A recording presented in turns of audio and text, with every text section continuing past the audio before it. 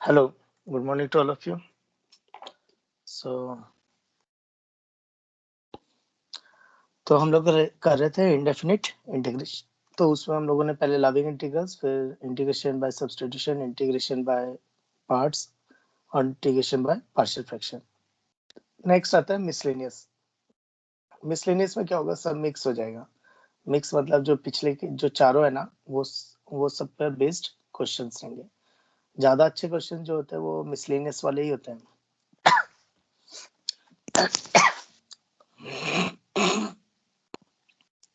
So indefinite integration,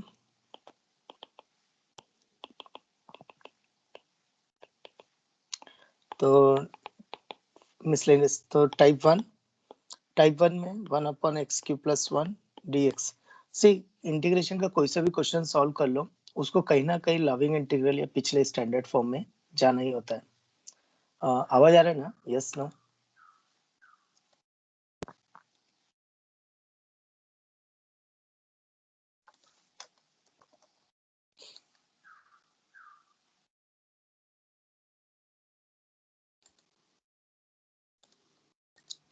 हाँ, screen दिख रही है क्या? Yes no?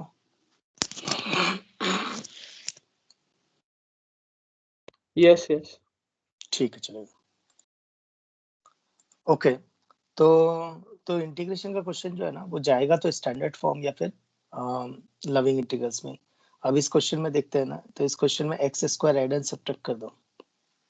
x² add and subtract कर दिया, तो x² ऐड एंड सब्ट्रैक्ट किया, फिर x² अलग कर दिया और एक minus time x² -1 x³ + 1 dx। तो ये आ जाएगा x² x³ + 1 माइनस, तो ऊपर नीचे फैक्टर्स बनेंगे x -1 × x + 1, नीचे बनेगा x + 1 × x² - x + 1 dx। तो ये x² x³ + 1, ये x + 1 कैंसिल हो जाएगा, -x - 1 x² - x + 1 dx। तो ये हो गया बाय सब्स्टिट्यूशन, क्योंकि नीचे वाले का डेरिवेटिव ऊपर लिखा है। ये चली गई linear upon quadratic, linear upon quadratic. ये आना चाहिए constant upon quadratic, linear upon quadratic, linear upon root quadratic. Next है type 2 reduction. Reduction formula actually ultimately substitution ही है, बस वो घुमा फिरा के बोला है। तो x × x⁻n + 1, तो इसमें उल्टा क्या होता है, पूरी पावर कॉमन ले लेते हैं, तो x⁻n नहीं, पूरी पावर कॉमन ले लेते हैं, तो x⁻n + 1 1 + x⁻n dx। तो इसको लिख सकते हैं x⁻n - 1 dx अपॉन 1 + x⁻n। तो वही हो गया। उसको t मान लो तो ऊपर उसकी डेरिवेटिव लिखी हुई है, उसको t मान लो तो ऊपर उसकी डेरिवेटिव लिखी हुई है। नेक्स्ट है टाइप 3। इसके बहुत रेयर क्वेश्चन है, forcing integration, forcing integrating by parts, forcing integrating by parts. तो इसके बहुत रेयर क्वेश्चन मिलेंगे, बहुत ही कम चांसेस हैं, पर लेकिन जबरदस्त क्वेश्चन है इसके। तो dx अपॉन x⁴ - 1 का स्क्वायर। तो इसमें क्या करना है, जबरदस्ती बाय पार्ट्स लगाना है। तो बाय पार्ट्स लगाना है तो एक फर्स्ट होगा, एक सेकंड होगा, एक का डेरिवेटिव होगा, एक का इंटीग्रेशन होगा। तो मैं इसका इंटीग्रेशन करना चाहता हूँ, तो इसका इंटीग्रेशन करूंगा मैं बाय सब्स्टिट्यूशन। तो ऊपर नीचे 4x³ से मल्टीप्लाई कर देता हूँ, तो इससे क्या होगा ना, ये जो है ये बाय सब्स्टिट्यूशन इंटीग्रेशन हो जाएगा। तो 1/4 तो बाहर आ जाएगा, ये x³ इसको लिख सकते हैं x⁻³ और ये 4x³ अपॉन x⁴ - 1 का स्क्वायर dx।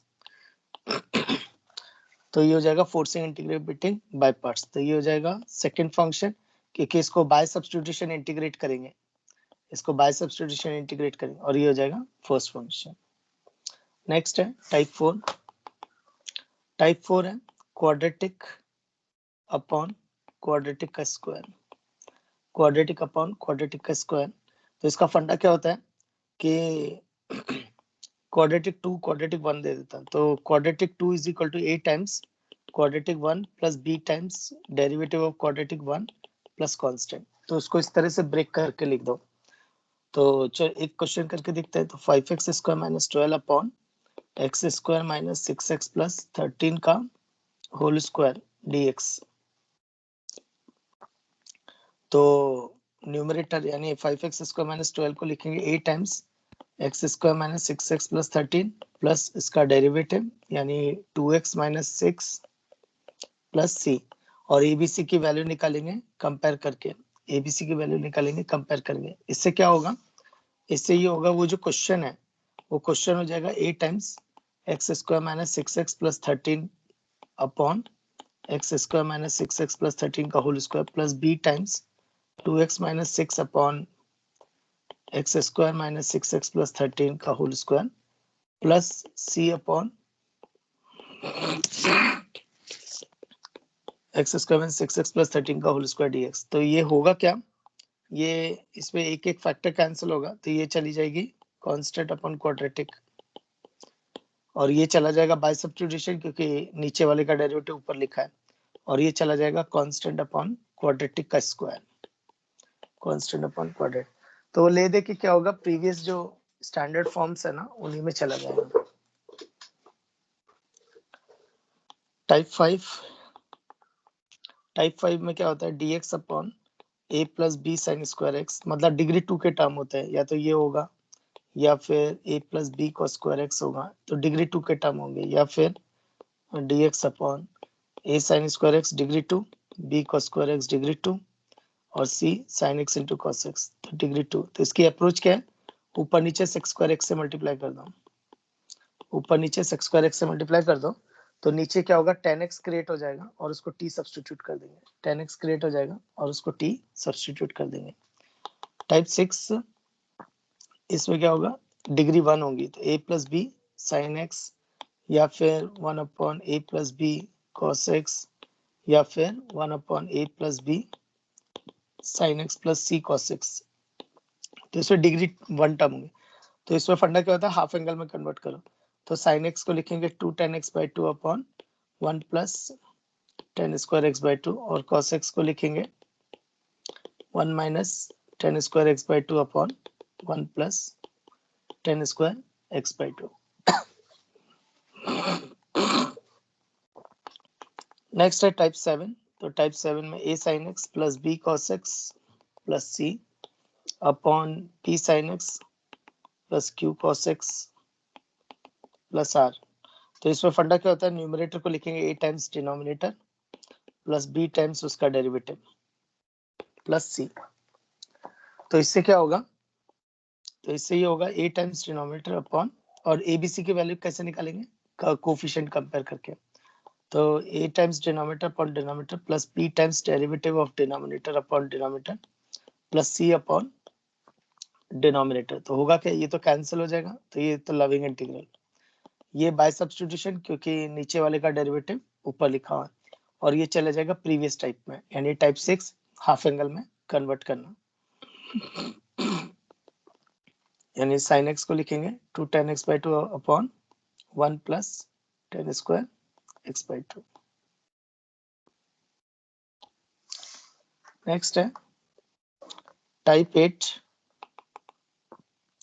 टाइप 8 में फॉर्मेट होती है x square plus 1 upon x to 4 plus k x square plus 1, या फिर x square minus 1 upon x to 4 plus k x square plus 1। तो इसमें ये बिल्कुल यही फॉर्मेट होगी, ये तुम्हारे बोर्ड में भी है और ये आना चाहिए, इस पे 4 मार्क 6 मार्क का क्वेश्चन भी आता है। तो इसमें फंडा क्या होता है, ऊपर नीचे एक्स स्क्वायर से डिवाइड करो, तो जैसे एक क्वेश्चन ही करके देख लेते हैं तो थोड़ा और इजी हो जाएगा। तो जैसे x square plus 1 upon x to 4 plus 7x square plus 1 dx। तो अप्रोच क्या होती है, ऊपर नीचे एक्स स्क्वायर से डिवाइड करो, ऊपर नीचे एक्स स्क्वायर से डिवाइड करो। ऐसा करने से क्या होगा, इसको परफेक्ट स्क्वायर बना सकते हैं, तो ये हो जाएगा 1 plus 1 by x square dx upon, लेकिन अब परफेक्ट स्क्वायर भी इसके दो बनेंगे, x square plus 1 by x square है ना, तो मैं इसको x प्लस 1 बाई एक्स का होल स्क्वायर माइनस 2 भी लिख सकता हूँ, और x माइनस 1 बाई एक्स का होल स्क्वायर प्लस 2 भी लिख सकता हूँ। तो अगर ऊपर प्लस है, तो अगर ऊपर प्लस है तो नीचे माइनस का परफेक्ट स्क्वायर बनाना, तो x माइनस 1 बाई का एक्स स्क्वायर का स्क्वायर प्लस 2 प्लस 7, फिर x माइनस 1 बाई एक्स को t मान लो, तो ऊपर उसकी डेरिवेटिव लिखी हुई है, तो ये हो जाएगा dt upon T square plus 9, और ये चला गया tan इनवर्स वाले में, ये चला जाएगा tan इनवर्स वाले में। किसी का माइक ऑन है। नेक्स्ट अभी दूसरा वाला format, x square minus 1 upon d x x is to 4 minus 7x square plus 1।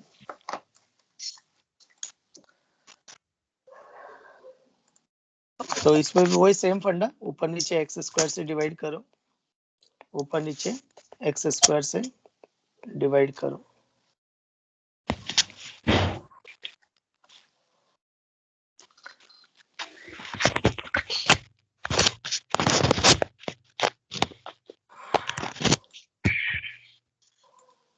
सो ऊपर नीचे एक्स स्क्वायर से डिवाइड कर दो।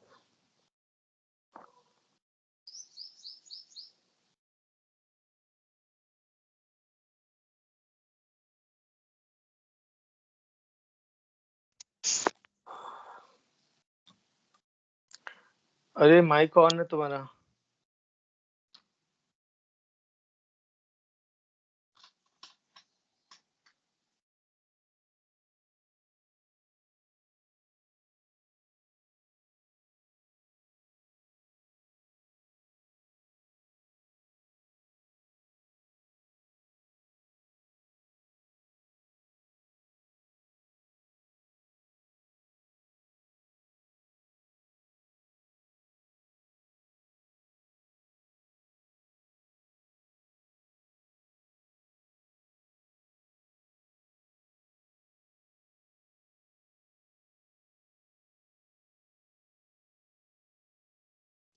हाँ अभी आ रही होगी आवाज?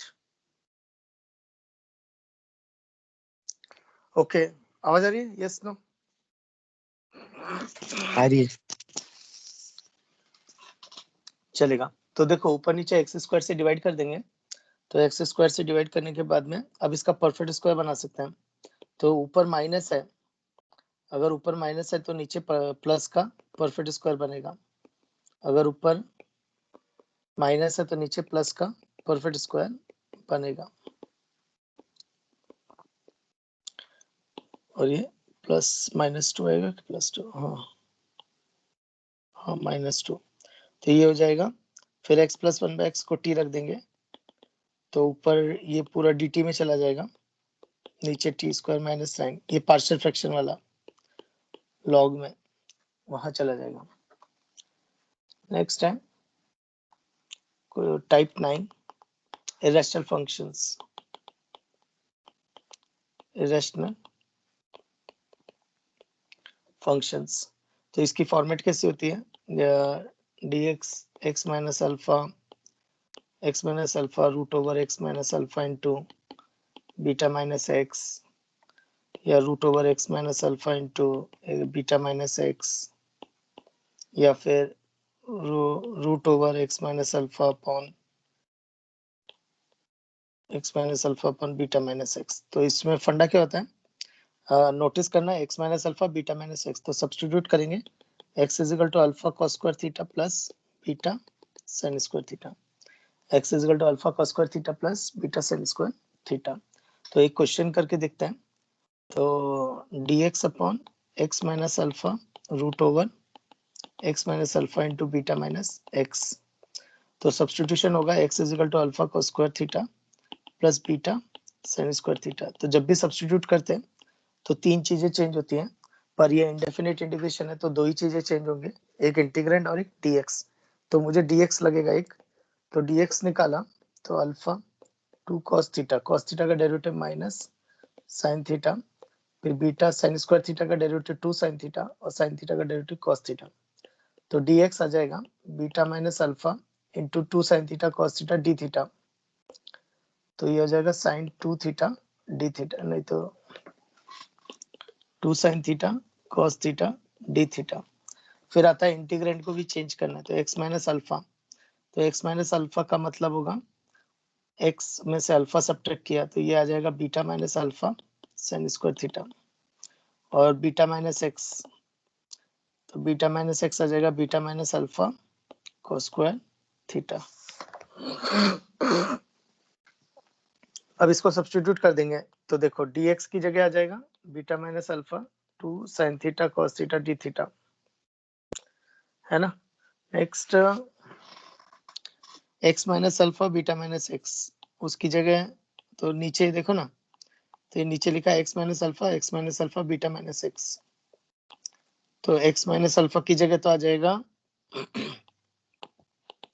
Beta minus alpha sign square theta, और रूट के अंदर beta minus alpha sign square theta beta minus alpha cos square theta. Beta minus alpha cancel हो गया, 2 sin theta cos theta d theta, ये हो जाएगा साइन स्क्वायर थीटा। ये square root के बाहर निकलेगा तो बीटा माइनस अल्फा का होल स्क्वायर, तो स्क्वायर रूट के बाहर आएगा बीटा माइनस अल्फा। रूट के अंदर साइन स्क्वायर cos स्क्वायर, तो वो आ जाएगा साइन थीटा cos थीटा। अच्छा, रूट के अंदर जो स्क्वायर होता है वो मॉड बन के बाहर निकलता है, पर वो मैं ध्यान नहीं दे रहा। क्यों? क्योंकि हम इंडेफिनिट इंटीग्रेशन कर रहे हैं, तो यहाँ पे हमारा मेन एम होता है हाउ टू इंटीग्रेट। अगर ये डेफिनेट इंटीग्रेशन होगा तो फिर उस चीज पे ध्यान दिया जाएगा। तो डेफिनेट इंटीग्रेशन में पूरा डोमेन, रेंज, रीडिफाइनिंग, ये सब चीजों पे ध्यान दिया जाता है। Next, sine theta cancel, cos theta cancel, ये आ गया 2 अपॉन बीटा माइनस अल्फा, इसका साइन स्क्वायर थीटा का reciprocal cos square theta D theta. ये लविंग इंटीग्रल है, cos स्क्वायर थीटा का होता है माइनस cot थीटा प्लस सी। अब आता है कि cot थीटा की वैल्यू कैसे निकालेंगे, तो दोनों को डिवाइड कर दो, तो इन दोनों को डिवाइड करेंगे तो cos स्क्वायर थीटा अपन साइन स्क्वायर थीटा, वो आ जाएगा cot स्क्वायर थीटा, तो ये आ जाएगा beta minus x upon x minus alpha. तो cot थीटा हो जाएगा root over beta minus x upon x minus alpha.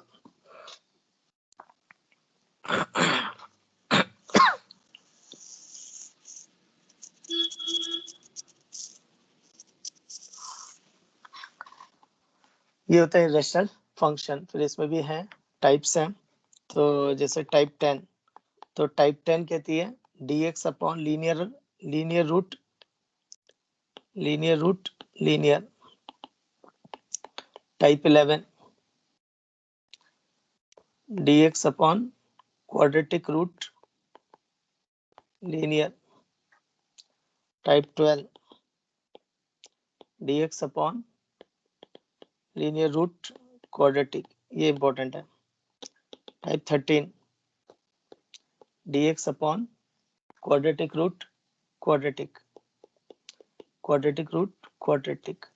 तो फंडा क्या होता है, जब रूट के अंदर लीनियर हो ना, तो जो रूट के अंदर लीनियर है उसको टी स्क्वायर ले लो ताकि स्क्वायर रूट खत्म हो जाए। तो रूट के अंदर जो लीनियर है उसको टी स्क्वायर ले लो ताकि स्क्वायर रूट खत्म हो जाए। 12 वाला बहुत इंपॉर्टेंट है, लीनियर रूट क्वाड्रेटिक। इसके अंदर फंडा क्या है, substitute x is equal to 1/t, x is equal to 1/t। और 13 में क्या होता है, क्वाड्रेटिक का पार्शियल फ्रैक्शन करना होता है, तो पार्शियल फ्रैक्शन करेंगे तो ये linear root quadratic plus 1 upon linear root quadratic आएगा, और तो फिर ये चला जाएगा टाइप 12। तो क्वाड्रेटिक के फैक्टराइज करके उसको पार्शियल फ्रैक्शन करना होता है। नेक्स्ट है टाइप 14। तो टाइप 14 में क्या है, क्वाड्रेटिक रूट क्वाड्रेटिक ही है, लेकिन इसमें x का टर्म नहीं है।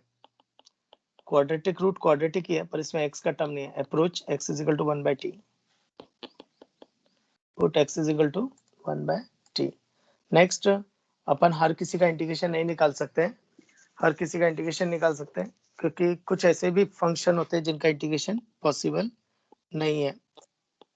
तो वो इसलिए क्योंकि अगर तुम उसमें सब्स्टिट्यूशन या बाय पार्ट से कुछ लगाते गए तो वो बार बार वही चलता रहेगा, तो वो एक इंटीग्रल का टर्म आता ही रहेगा, तो वो ह्यूमन कैलकुलेशन में पॉसिबल नहीं है, तो अपन उसको इंटीग्रेट नहीं करते। तो कुछ ऐसे क्वेश्चंस मिलेंगे, तो उसमें फंडा क्या होता है कि तुम्हें इंटीग्रेट नहीं करना होता, कन्वर्ट करना होता है। तो बिना इंटीग्रेट किए ही क्वेश्चन को सॉल्व करना होता है, तो उसको कन्वर्ट करके क्वेश्चन को सॉल्व करना होता है। तो ये है जैसे sin x बाय x है, तो sin x by x cos x by x 1/ln x, root के अंदर 1 - k square sin square x root sin x square x tan x e raised to -x square e raised to x square x square upon 1 + x raised to 5 1 + x square raised to 3/2 1 + x cube raised to 1/2। तो ये क्या है, non integrable function है, and chapter is complete. Next chapter है definite integration. हाँ बोलो। Sir हाँ बोलो। इनके ग्राफ्स तो एग्जिस्ट करते हैं ना? करेंगे ना, वो तो फंक्शन है इसलिए। तो तो इनका फिर sir definite area under the curve निकल सकते ना वैसे तो फिर। हाँ, तो डेफिनेट इंटीग्रेशन निकलेगा ना। तो डेफिनेट इंटीग्रेशन निकलेगा, तो उसको निकालने के लिए ना न्यूमेरिकल मेथड्स होते हैं। तो ऐसे ट्रेपेजॉइडल 3/8 सिम्पसन मेथड, तो ऐसे न्यूमेरिकल मेथड्स होते हैं। तो इंजीनियरिंग में जब जाओगे ना, तो वहाँ पे ऐसे टूल्स आएंगे जो डेफिनेट इंटीग्रेशन से इनके एरियाज वगैरह निकाले जा सकते हैं। इवन गूगल पे वेबसाइट्स भी है, mathematica.com वगैरह, उस पे तुम अगर इंटीग्रेशन डाल देते हो ना, तो वो सब कुछ निकाल के दे देगा, पर वो अपने को करना नहीं है।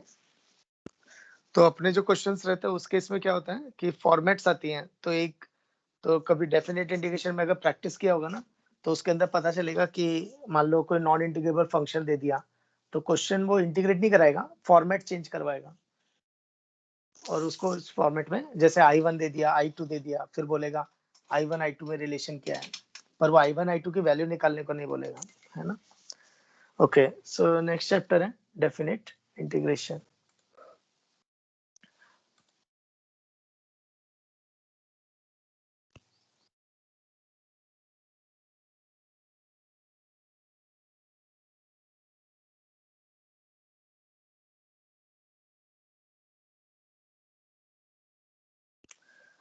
ओके, सो डेफिनेट इंटीग्रेशन कैसा है, बस इंटीग्रेशन इनडेफिनेट इंटीग्रेशन से एक स्टेप आगे है। इसमें लिमिट्स होती हैं, इसमें लोअर लिमिट होगी, एक अपर लिमिट होगी।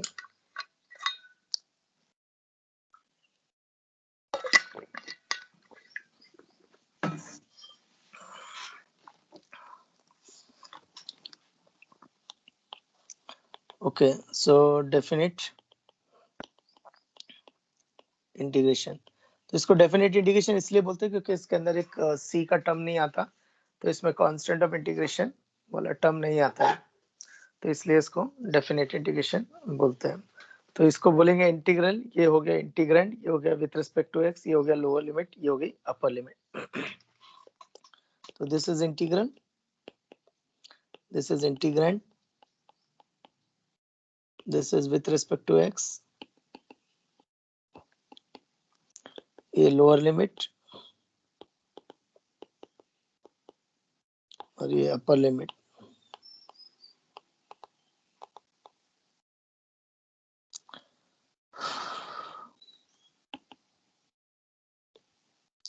ठीक है, अच्छा ये जरूरी नहीं है कि लोअर लिमिट नीचे लिखी है तो ये छोटी होगी। a can be less than b, a can be equal to b और a can be greater than b।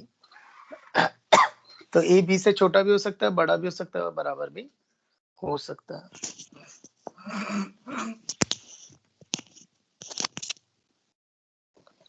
Next इसका जो आंसर आएगा वो आएगा, इसको इंटीग्रेट कर देंगे तो upper limit minus lower limit, upper limit रख दो माइनस लोअर लिमिट रख दो। नेक्स्ट, ये ज्योमेट्रिकली क्या रिप्रेजेंट करता है, तो ज्योमेट्रिकली ये क्या रिप्रेजेंट करता है कि अगर हम इस फंक्शन को अगर छोटे छोटे रेक्टेंगल्स में अगर ब्रेक कर दें, तो छोटे छोटे रेक्टेंगल्स में अगर ब्रेक कर दें तो इसका जो एरिया आएगा, अच्छा अब एरिया पॉजिटिव होता है, पर यहाँ पर ये वैल्यू पॉजिटिव भी हो सकती है और नेगेटिव भी हो सकती है। तो definite integration a to b fx dx वो क्या रिप्रेजेंट करेगा, limit n tending to infinity, मतलब rectangles, number of rectangles are infinite, f of sigma r goes from 1 to n minus 1, f of a plus rh r1 से, हाँ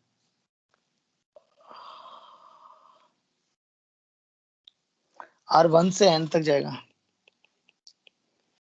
r1 से n तक f of a plus rh into 1 by h। 1 by h क्या है, width, मतलब h is equal to b minus a upon n, number of rectangles.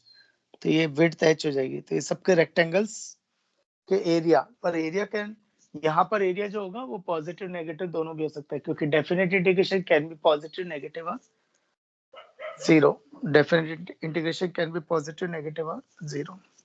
Okay, 2 minute का break.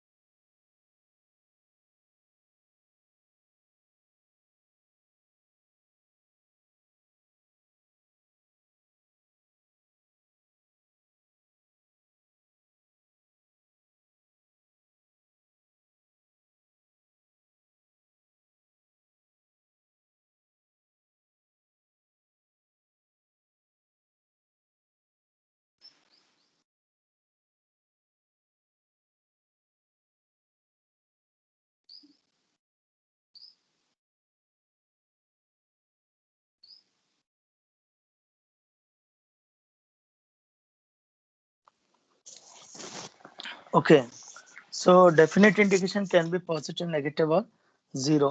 और ये जो समेशन है ना, यहाँ पे फंक्शन, अगर राइट साइड में तुम देखोगे तो फंक्शन लिखा हुआ है। राइट साइड में अगर देखेंगे तो फंक्शन लिखा हुआ है, और फंक्शन कैन बी पॉजिटिव और negative. Function can be positive और नेगेटिव। एक मिनट।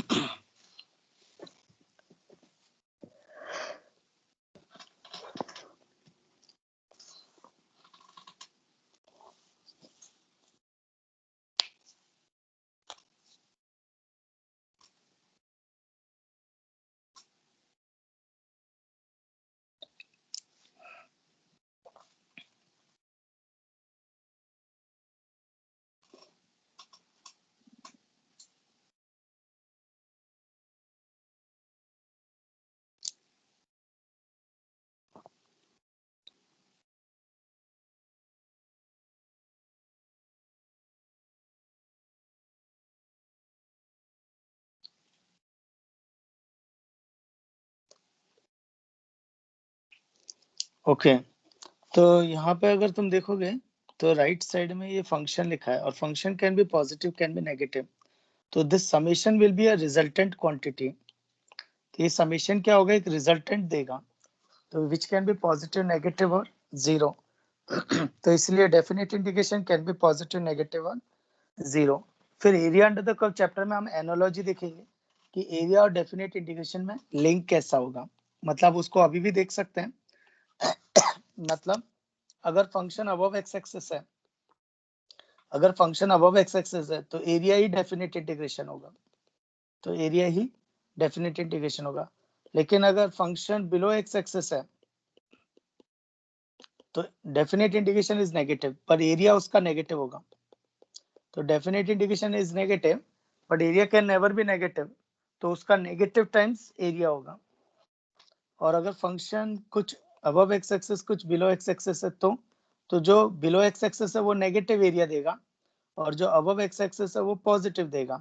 तो इसका अगर डेफिनेट इंटीग्रेशन देखेंगे तो ये रिजल्टेंट वैल्यू पॉजिटिव भी हो सकती है, नेगेटिव भी हो सकती है, और जीरो भी हो सकती है।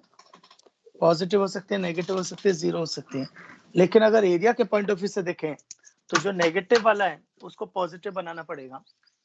तो एरिया के पॉइंट ऑफ व्यू से देखें तो जो नेगेटिव वाला है उसको पॉजिटिव बनाना पड़ेगा। तो अगर इसका एरिया की बात करूं तो ए टू सी जो नेगेटिव डेफिनेट इंटीग्रेशन आ रहा है उसको मुझे पहले पॉजिटिव बनाना पड़ेगा, और सी टू बी डेफिनेट इंटीग्रेशन जो आ रही होगी वो तो पॉजिटिव ही आ रही है, तो वो एज इट इज रह जाएगा। तो ये एरिया आएगा। पर डेफिनेट इंटीग्रेशन रिजल्टेंट आएगा। तो यहाँ से एक रिमार्क बना कि definite integration can be positive,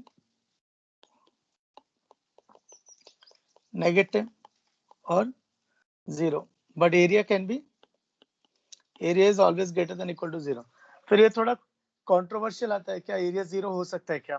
तो ये भी एक कंट्रोवर्शियल डाउट है कि भाई एरिया जीरो हो सकता है क्या? वो इसलिए क्योंकि जब कुछ बना ही नहीं है तो एरिया कैसा? क्योंकि area is a close region, तो फिर एरिया जीरो नहीं होना चाहिए।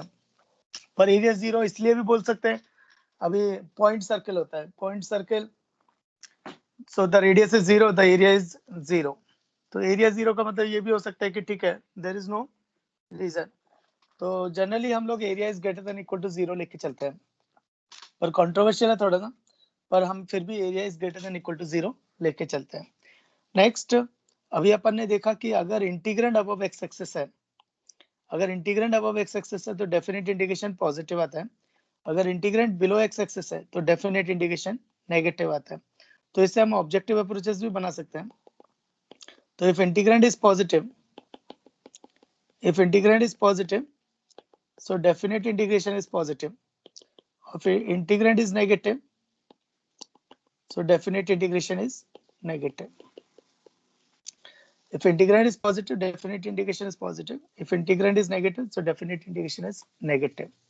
Next एक रिमार्क बनेगा एक और कि अगर fx कंटिन्यूस है, fx कंटिन्यूस है और a to b में एंड a to b उसका डेफिनेट इंटीग्रेशन जीरो है, तो ऐसा तभी हो सकता है जब कुछ पॉजिटिव आया होगा और कुछ नेगेटिव आया होगा, क्योंकि रिजल्टेंट जीरो आ रहा है। ए टू बी में अगर डेफिनेट इंटीग्रेशन जीरो आ रहा है तो इसका मतलब है जितना पार्ट पॉजिटिव आएगा उतना पार्ट नेगेटिव आया होगा, और ये कंटिन्यूस है, तो यानी एक्स एक्सिस को कट करेगा। तो ये वो पांचवा थ्योरम है। तो कैलकुलस में टोटल 5 है, तो 2 कौन सी हो गई? 2 हो गई intermediate value theorem, extreme value theorem, continuity chapter. बाकी की 2 हो गई एओडी चैप्टर में रोज थ्योरम और लैग्रांज मीन वैल्यू थ्योरम, और ये डेफिनेट इंटीग्रेशन का 5वां। तो अगर fx कंटिन्यूस है और a से b में डेफिनेट इंटीग्रेशन जीरो है, तो there exist at least one root, at least one c between a to b such that f of c equal to zero. तो कम से कम एक पॉइंट ऐसा होगा जहां पर फंक्शन जीरो आएगा। नेक्स्ट रिमार्क कि कोई इंटीग्रेशन है a to b और इंटीग्रेंड x और n के टर्म्स में, और उसको इंटीग्रेट करने हैं x के रेस्पेक्ट में। देखो ये लैंग्वेज पढ़नी आनी चाहिए। तो लैंग्वेज कैसे पढ़ते हैं? इंटीग्रेंड जो है वो x, n और x के टर्म्स में दे रखा है, इसको इंटीग्रेट कर रहे हैं x के रेस्पेक्ट में, तो n उसके लिए कांस्टेंट होगा और फिर बाद में लिमिट निकालनी है as limit n tending to infinity. तो रिमार्क ये कहता है कि लिमिट अंदर जा सकती है, क्योंकि लिमिट n पर डिपेंड कर रही है, x पे नहीं कर रही, तो लिमिट अंदर जा सकती है। तो पहले लिमिट निकालेंगे और फिर उसको x के रेस्पेक्ट में डेफिनेट इंटीग्रेशन करेंगे। तो पहले लिमिट निकालेंगे, फिर x के रेस्पेक्ट में उसको डेफिनेट इंटीग्रेशन करेंगे। नेक्स्ट, डेफिनेट इंटीग्रेशन की बेसिक अप्रोच क्या है? सपोज तुम्हें क्वेश्चन निकालना है 3 to 8 sine of root over x plus one upon root over x plus one dx। तो फंडा क्या होता है, तुम पहले उसका इंडेफिनेट इंटीग्रेशन कर दो और इंडेफिनेट इंटीग्रेशन करके फिर upper limit minus lower limit. तो जैसे यहाँ पे अभी मेरे को इसका इंडेफिनेट इंटीग्रेशन करना है, तो वो क्या करूंगा, बाय सब्स्टिट्यूशन। तो root over x plus one को टी रखा, तो 1/2 root over x plus one आ जाएगा, dx बराबर आ जाएगा dt। तो जब कभी भी सब्स्टिट्यूशन करते हैं, तो 3 चीजें चेंज होती है। इंटीग्रेंड, तो ये हो जाएगा साइन टी, और dx upon root over x plus one की जगह आ जाएगा 2dt। तो जब कभी भी सब्स्टिट्यूशन करते हैं तो 3 चीजें चेंज होती है। इंटीग्रेंड, तो ये हो गया साइन टी, dx वो 2dt, और लिमिट्स। तो लिमिट कैसे चेंज करेंगे? जब x 3 था तो क्योंकि ये जो विथ रिस्पेक्ट टू x होता है वो ये बताता है कि 3 से 8 तक जा रहा है, तो ये बताता है कि x 3 से 8 तक जा रहा है। तो d के आगे जो भी लिखा होता है वो चीज 3 से वो लिमिट्स में जारी होती है। तो कल को अगर ऐसा लिखा है कि 4 से 16 और dx स्क्वायर, तो इसका मतलब है x स्क्वायर 4 से 16 है, x नहीं, x स्क्वायर 4 से 16 है। सपोज कल को अगर लिखा है d ऑफ ln x, तो इसका मतलब है ln x goes from 4 to 16, ln x goes from 4 to 16, इसका ये मतलब। तो कभी भी चेक करना d ऑफ क्या लिखा हुआ है, और लोअर लिमिट अपर लिमिट वो वहीं से जाएगी। नेक्स्ट, जब x 3 है तो t कितना है 2, और जब x 8 है तो t कितना है 3। तो ये हो गया 2 से 3। ये एक्चुअली ये बताना चाहता है कि इस क्वेश्चन का आने वाला आंसर इस वाले क्वेश्चन का आंसर सेम ही है, और ये लविंग इंटीग्रल है, ये लविंग इंटीग्रल है। तो फंडा ये होता है कि तुम उसका इंडेफिनिट इंटीग्रेशन कर दो, और फिर lower limit upper limit minus lower limit, upper limit minus lower limit. Next, जैसे एक क्वेश्चन है कि इंटीग्रेशन -1 से 1 x square D of ln x, तो यहाँ x -1 से 1 नहीं है, ln x -1 से 1 है, ln x -1 से 1 है। तो ऐसे क्वेश्चन को कैसे सॉल्व करते हैं? तो इसमें ln x को t रख दो, तो ln x को t रखा तो x कितना हो जाएगा e रेज टू t, तो ये हो गया e रेज टू 2t, और ये हो गया dt। तो जब ln x, अब मुझे किसकी लिमिट निकली है t की, तो जब ln x -1 है तो t कितना होगा, और t ही ln x है तो -1 होगा, तो एक्चुअली लिमिट्स चेंज ही नहीं होंगी। और जब ln x 1 है तो t कितना है 1 है। तो this is the question. Now this is loving integral, now this is loving integral. Next remark है integration dx upon x square plus a square from x1 to x2। तो ये loving integral अपना 1 upon a tan inverse x by a plus c होता है। अब इसमें मेरे को समझाना क्या है, कल को अगर लिखा ही है एक्स स्क्वायर प्लस 4, तो स्टूडेंट इसको ऐसे भी देख सकता है कि एक्स स्क्वायर प्लस 2 का होल स्क्वायर, या इसको ऐसे भी देख सकता है एक्स स्क्वायर प्लस -2 का होल स्क्वायर। तो यहाँ ए मेरे को 2 दिखाई दे रहा है, यहाँ ए -2 दिखाई दे रहा है। तो just to avoid the confusion, यहाँ पे मॉड लगाते हैं, तो मॉड ए। तो just to avoid the confusion, तो यहाँ पे हम always consider the mod a, तो we always consider the a equal to 2। Next है 0 से 2 pi dx upon 5 - 2 cos x। इसकी अप्रोच अभी अभी अपन ने देखी थी, इसको हाफ एंगल में पुट करो, तो cos x को पुट करेंगे 1 - tan square x by 2 upon 1 plus tan square x by 2। पर ये करना गलत होगा, पर क्वेश्चन ऐसे ही सॉल्व होगा, क्वेश्चन ऐसे ही सॉल्व होगा, पर ये करना गलत होगा। अब ये क्वेश्चन कैसे सॉल्व होगा? तो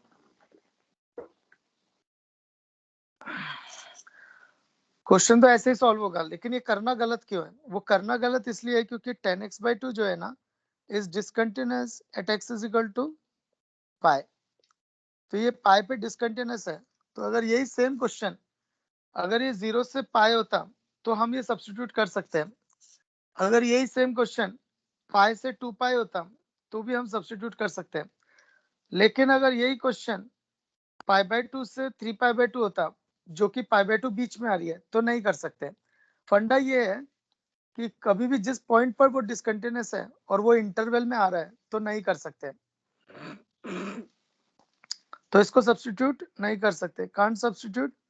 क्यों? क्योंकि this is discontinuous at x equal to pi. लेकिन अगर ये 0 से पाई होता तो कर सकते थे, ये पाई से 2 पाई होता तो कर सकते थे, ये पाई बाई 2 से 3 पाई बाई 2 होता तो नहीं कर सकते, ये 0 से 2 पाई तो नहीं कर सकते। तो फिर क्वेश्चन आएगा कैसे करेंगे?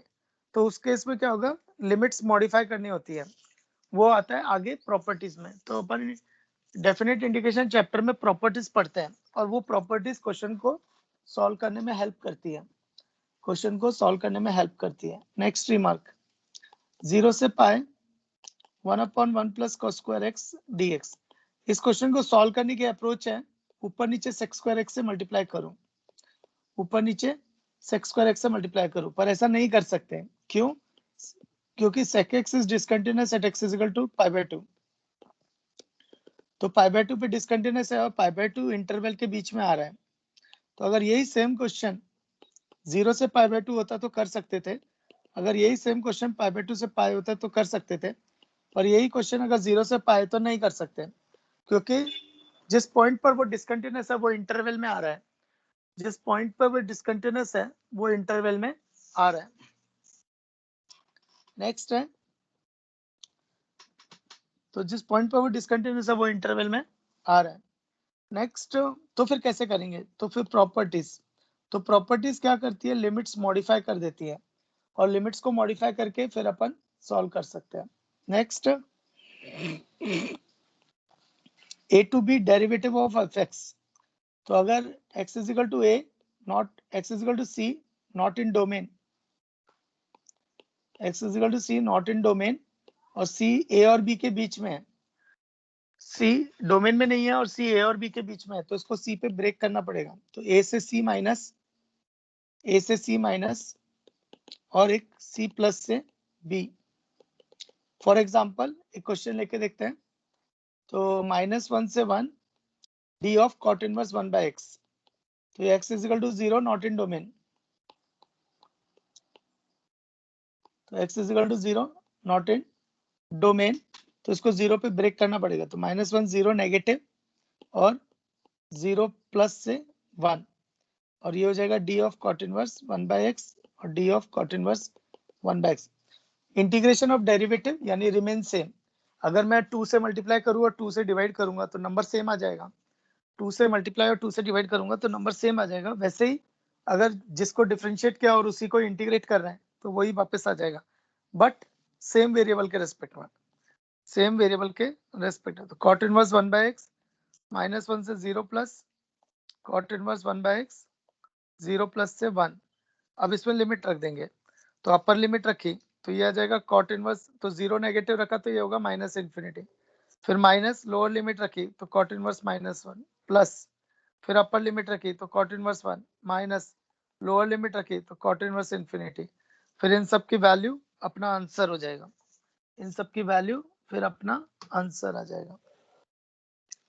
नेक्स्ट है, ये चैप्टर अगर देखा जाए तो 3 पार्ट्स में डिवाइड होता है। पहले पार्ट में रिमार्क्स वगैरह थे, रिमार्क्स, हाइलाइट्स, कुछ पॉइंट्स का ध्यान रखना।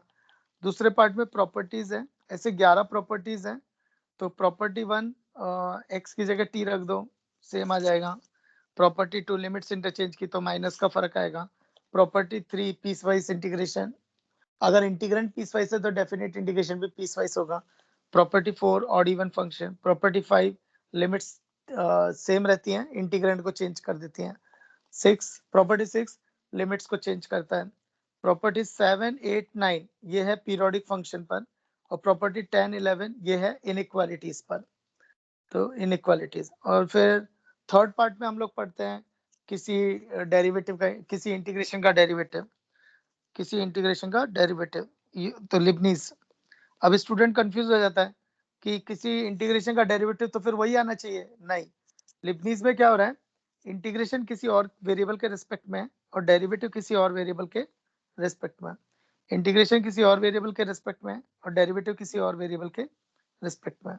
तो लिबनीज रूल पढ़ेंगे इसके अंदर, फिर अपन वालिस थ्योरम पढ़ेंगे, फिर वो समीशन सीरीज पढ़ेंगे जो कि बहुत इंपॉर्टेंट है। इसके बहुत क्वेश्चन आते हैं मेंस एडवांस में। ओके, 2 मिनट का ब्रेक।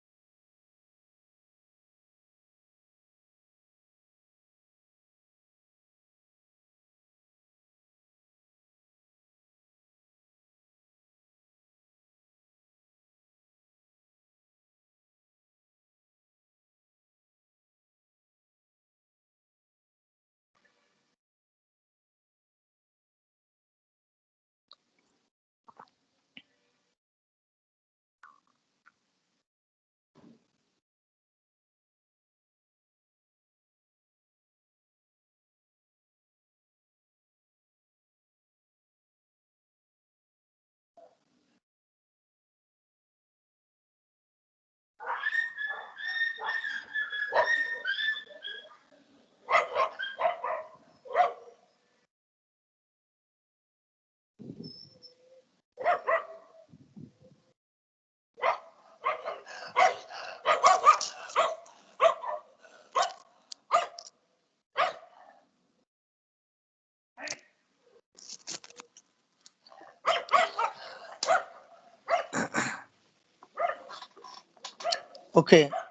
सो नेक्स्ट है प्रॉपर्टीज। डेफिनेट इंडिकेशन में प्रॉपर्टीज बहुत पावरफुल है एंड इवन तुम देख सकते हो 12th board, CET, mains, advance सब जगह इंपॉर्टेंट है, क्योंकि इसकी खास बात क्या है ना कि पहला तो इसमें फंक्शन का डोमेन रेंज का ध्यान रखना पड़ता है। इसमें आप कैजुअल अप्रोच नहीं लगा सकते, आपको इसमें डोमेन का ध्यान रखना पड़ेगा। फंक्शन कहाँ से कहाँ तक डिफाइंड है, कौन सा पॉइंट डोमेन में नहीं है, इसको कहाँ पे ब्रेक करना पड़ेगा। दूसरा क्या होता है कि ऐसा जरूरी नहीं है कि आप इंटीग्रेट करोगे तो ही क्वेश्चन सॉल्व होगा। प्रॉपर्टीज लगा लगा के भी क्वेश्चन सॉल्व हो जाता है, तो ऐसा भी हो सकता है कि इंटीग्रेट करना ही नहीं पड़े और प्रॉपर्टी से क्वेश्चन सॉल्व हो जाए। तो इसलिए ये प्रॉपर्टीज बहुत इंपॉर्टेंट हो जाती है। तो प्रॉपर्टी 1, तो प्रॉपर्टी 1 कहती है a to b f of x dx, तो x की जगह t रख दो तो value will remain same. x की जगह t रख दो तो value will remain same. Property 2, a to b f of x dx, अगर लिमिट्स इंटरचेंज की, अगर लिमिट्स इंटरचेंज किया तो माइनस का फर्क आ जाएगा। अगर लिमिट्स इंटरचेंज किया तो माइनस का फर्क आ जाएगा। प्रॉपर्टी 3, अगर इंटीग्रेंड पीसवाइज है, अगर इंटीग्रेंड पीसवाइज है तो उसका डेफिनेट इंटीग्रेशन भी पीसवाइज होगा। अगर इंटीग्रेंड पीसवाइज है तो उसका डेफिनेट इंटीग्रेशन भी पीसवाइज होगा। और एक और चीज, ये सी जरूरी नहीं है कि ए और बी के बीच में लाई करे, ये सी ए और बी के बीच में लाई करे ऐसा जरूरी नहीं है। तो ऐसा भी हो सकता है, ऐसा भी हो सकता है कि सी उसके आगे हो, और ऐसा भी हो सकता है कि सी ए के पहले हो। ऐसा करने से क्या होगा, देखो अपने को चाहिए क्या, अपने को चाहिए ए टू बी, तो होगा क्या, पहले ए टू सी जाएंगे फिर सी टू बी जाएंगे, तो ये तो सही है। अब इसमें क्या होगा, अपने को चाहिए ए टू बी, तो पहले जाएंगे ए टू सी और फिर आएंगे सी टू बी। तो होगा क्या, जो बी टू सी होगा वो पॉजिटिव हो रही होगी और सी टू बी जो आ रही होगी वो नेगेटिव हो रही होगी, तो वो ये नलीफाई हो जाएगा, तो कैंसिल होके फिर यही रह जाएगा। मतलब तुम ऐसा सोचो कि ए टू बी वैल्यू जो आती है वो नेगेटिव टाइम्स होती है बी टू ए, प्रॉपर्टी 2। तो अगर लिमिट अगर लेफ्ट टू राइट जा रही है तो राइट टू लेफ्ट अगर आएंगे तो वैल्यू अपोजिट होगी। अगर लेफ्ट टू राइट जा रहे हैं डेफिनेट इंडिकेशन में तो राइट टू लेफ्ट अगर आएंगे तो वैल्यू अपोजिट साइन की होगी, तो ले दे के वो सेम वैल्यू ही आ जाएगा ए टू बी। सेम ऐसे ही मुझे ये चाहिए ए टू बी, लेकिन मैं पहले करूंगा ए टू सी जो कि अपोजिट हो रही होगी, फिर मैं करूंगा सी टू बी। जब मैं सी टू बी करने जाऊंगा तो ये वाला पार्ट पॉजिटिव आ रहा होगा, तो ये दोनों कैंसिल होकर नलीफाई हो जाएंगे और रिजल्टेंट रह जाएगा ए टू बी। तो c can lie between a and b, can outside. Next कैसे करते हैं, जब कभी भी modulus, box, fractional 100% redefining, 100% redefining. तो जैसे for example 0 to 3/2 x box x square dx है, तो ये बॉक्स ग्रेटेस्ट इंटीजर फंक्शन ये ब्रेक होगा कहाँ कहाँ पे, जब जब ये इंटीजर होगा। तो इसको और इजी करने के लिए मैं क्या करता है, एक्स स्क्वायर को t ले लेता, तो 2x dx हो जाएगा dt। तो जब कभी हम सब्सटीट्यूट करते हैं तो तीन चीजें चेंज होंगी, तो इंटीग्रेंट ये हो गया बॉक्स t, x dx ये चला जाएगा dt/2 और लिमिट्स ये हो जाएगा 0 से 9/4। तो property three greatest integer function कहाँ कहाँ ब्रेक होगा, इंटीजर पे। तो पहला 0 से 1, दूसरा 1 से 2, तीसरा 2 से 9/4। तो ऐसा अब 0 to 1 में बॉक्स कितना होगा 0, 1 to 2 में कितना होगा 1 और 2 से 9/4 में कितना होगा 2, और ये लविंग इंटीग्रल है तो इंटीग्रेट कर देंगे। तो जैसे फॉर एग्जांपल मान लो जैसे बोला 0 to 3 mod of 5x minus 9, 0 to 3 mod of 5x minus 9 dx, 0 to 3 mod of 5x minus 1 9 to dx। तो ये मॉडुलस फंक्शन है, मॉडुलस फंक्शन रीडिफाइनिंग तो कहाँ पे लगेगी, जहाँ ये 0 होगा। तो 0 कहाँ पे हो रहा है 9/5 पे, तो 0 से 9/5 पहला, और दूसरा क्या होगा 9/5 से 3, 9/5 से 3। अब 0 से 9/5 में मॉडुलस के अंदर नेगेटिव है तो माइनस से मल्टीप्लाई होकर बाहर निकलेगा, और 9/5 से 3 में वो पॉजिटिव है तो एज इट इज बाहर निकलेगा, तो एज इट इज बाहर निकलेगा। नेक्स्ट थोड़े और फंडे देता। अभी मान लो क्वेश्चन है -e से -1/e mod of ln of mod x। तो अगर इसको मैं सब्जेक्टिव करने जाऊंगा तो पूरा रीडिफाइनिंग करना पड़ेगा।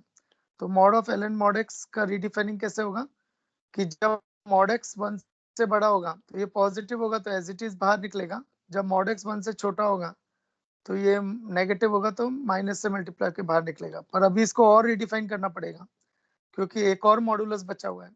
तो जब x 1 से बड़ा होगा तो पॉजिटिव एज इट इज बाहर, जब x -1 से छोटा होगा तो नेगेटिव माइनस से मल्टीप्लाई, फिर जब x 0 से 1 के बीच में होगा यानी पॉजिटिव तो एज इट इज बाहर, और जब x नेगेटिव होगा यानी 0 से छोटा -1 से बड़ा तो अंदर नेगेटिव होगा तो ये होगा।